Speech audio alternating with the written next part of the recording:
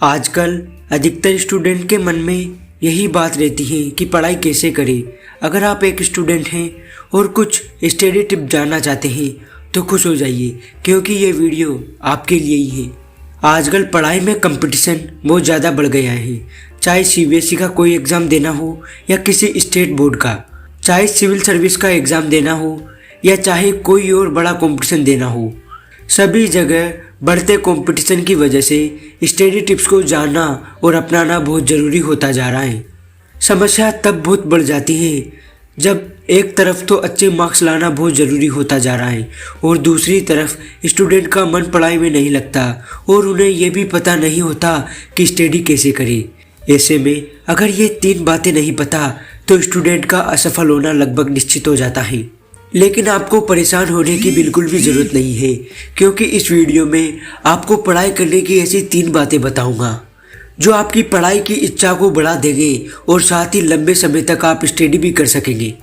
आइए दोस्तों, अब मैं आपको बताता हूँ कि बहुत अच्छे मार्क्स लाने के टिप्स क्या है और स्टडी करने के बेहतरीन टिप्स कौन से हैं। First, use pomodoro technique for study. Study के लिए प्रोमोडोर तकनीक का उपयोग करें। यदि आपका मन पढ़ाई में नहीं लगता या आप लंबे समय तक स्टडी नहीं कर पाते या पढ़ाई करते समय आप थक जाते हैं तो ये प्रोमोडोरो टेक्निक आपकी बहुत ज़्यादा हेल्प करेगी। प्रोमोडोरो टेक्निक एक टाइम मैनेजमेंट तकनीक है जिसमें पढ़ाई करने के समय को छोटे छोटे पार्ट में बांट दिया जाता है। टेक्निक में समय को 25-25 मिनट के पार्ट में तोड़ लिया जाता है और हर 25 मिनट के बाद 5 मिनट का ब्रेक लिया जाता है। आइए अब मैं आपको प्रोमोडोरो टेक्निक को एक एग्जाम्पल के द्वारा समझाता हूँ।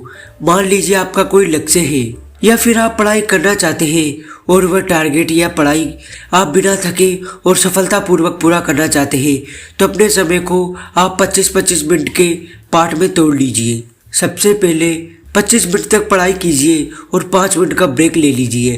5 मिनट बाद फिर 25 मिनट तक पढ़ाई कीजिए और उसके बाद फिर 5 मिनट का ब्रेक ले लीजिए। 25 मिनट के समय को एक प्रोमोडोरो कहा जाता है। इस तरह आप 4 प्रोमोडोरो पूरा कर लीजिए।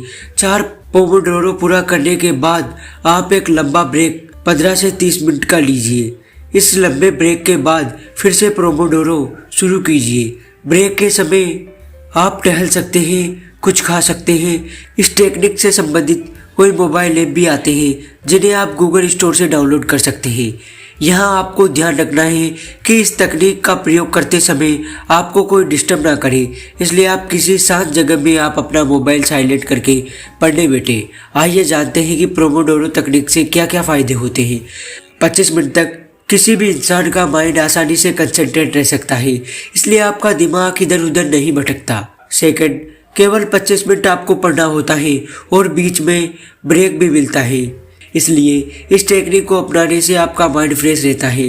इस टेक्निक से आपका पढ़ाई में मन लगने लगता है, क्योंकि आपके माइंड को मैसेज आता है कि केवल 25 मिनट ही तो पढ़ना है और आप पढ़ने को तैयार हो जाते हैं। इस टेक्निक को अपनाने से आपकी स्टडी एफिशिएंसी बढ़ जाती है और आपके स्टडी को टालने की आदत नहीं रहती। Second, use teaching technique for study. पढ़ते समय स्टूडेंट की जगह टीचर बन जाओ। यह पढ़ाई करने का बहुत अच्छा तरीका है। इसे टीचिंग टेक्निक भी कहा जाता है। साथ ही आप इस तरीके से लंबे समय तक लर्न किए हुए टॉपिक्स को याद रख पाएंगे। शायद आप सोच रहे होंगे कि स्टूडेंट बनकर तो पढ़ाई नहीं होती और आप टीचर बनकर पढ़ाई करने की बात कर रहे हो, तो सच ये है कि यह तरीका बहुत अच्छे मार्क्स लाने में बहुत ज़्यादा मदद करेगा।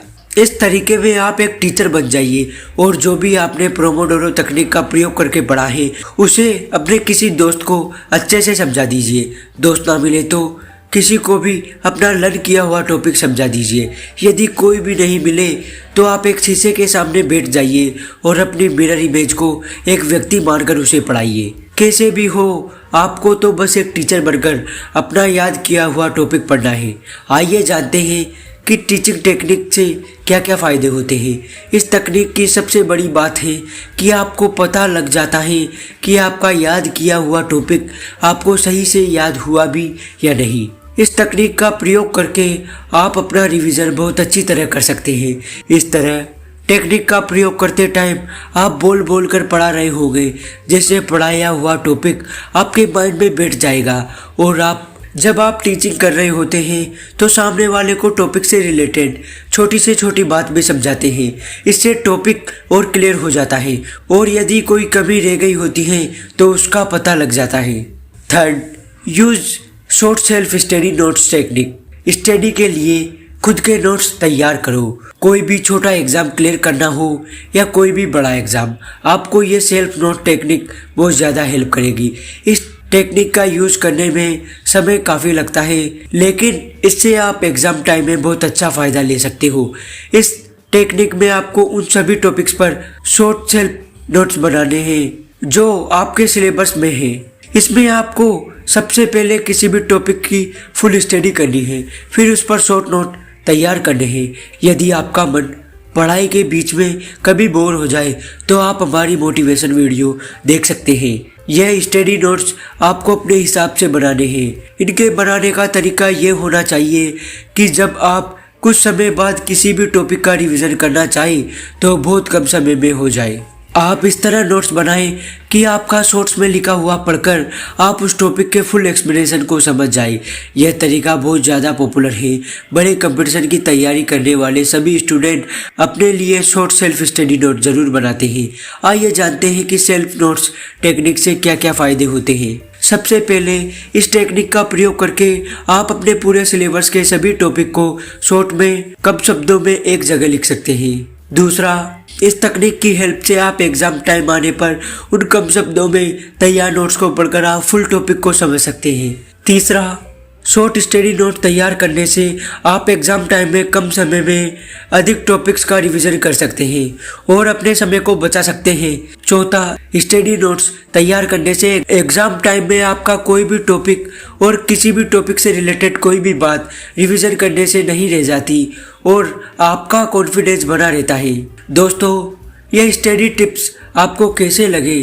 अगर आपको ये टिप्स अच्छे लगे तो आप इसे अपने दोस्तों के साथ शेयर कर सकते हैं।